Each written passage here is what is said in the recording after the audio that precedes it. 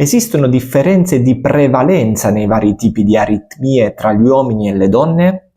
La risposta è assolutamente sì. Io sono il dottor Placentino Filippo, cardiologo e aritmologo, e oggi vi guiderò in questa particolare analisi.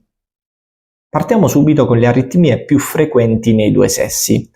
Negli uomini l'aritmia più frequente in assoluto è l'ormai famosa fibrillazione atriale di cui parlo in ogni video.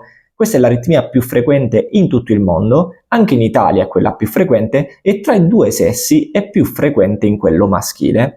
C'è da dire subito che questa aritmia espone a un rischio di ictus, per cui deve essere valutata per bene dallo specialista.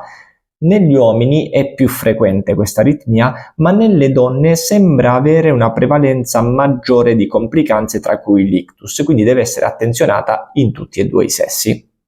Altre aritmie più frequenti negli uomini che nelle donne sono le aritmie ventricolari. Queste sono spesso associate alla cardiopatia ischemica, infatti gli uomini sono a più alto rischio di cardiopatia ischemica sicuramente fino all'età in cui le donne sono in età fertile e quindi protette dagli estrogeni. Nella menopausa poi questo rischio tende a equilibrarsi e successivamente addirittura le donne tendono ad avere un rischio più alto di cardiopatia ischemica rispetto agli uomini. Prima di proseguire vi ricordo che per ogni aritmia che sto nominando ho fatto un video dedicato che potete cercare sui miei canali social e in particolare su YouTube scrivendo il mio cognome Placentino seguito dall'aritmia, ad esempio Placentino fibrillazione atriale, Placentino tachicardie ventricolari e così via. Se non avete messo ancora mi piace alle mie pagine, fatelo per ricevere tutti gli aggiornamenti.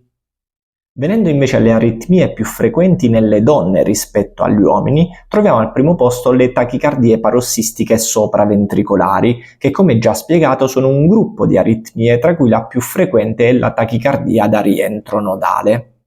Un'altra condizione più frequente nelle donne rispetto agli uomini, che non è di per sé un'aritmia ma può predisporre a un'aritmia, è il prolungamento dell'intervallo QT, e in particolare il QT corretto, che è un intervallo dell'elettrocardiogramma.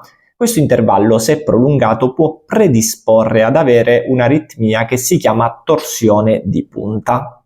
I più attenti avranno notato che non ho ancora parlato delle extrasistoli, tra i disturbi più frequenti e che attanagliano tante persone. Le extrasistole hanno una prevalenza pressoché simile tra uomini e donne, ma nelle donne si ha una sintomatologia più importante e quindi le donne arrivano più spesso a necessitare di un trattamento specifico. Se vi è piaciuto questo video vi invito come sempre a condividerlo con chi volete. Seguite le mie pagine social Facebook, Instagram, YouTube e TikTok, Dottor Placentino Filippo, cardiologo e aritmologo. Grazie e buona salute a tutti.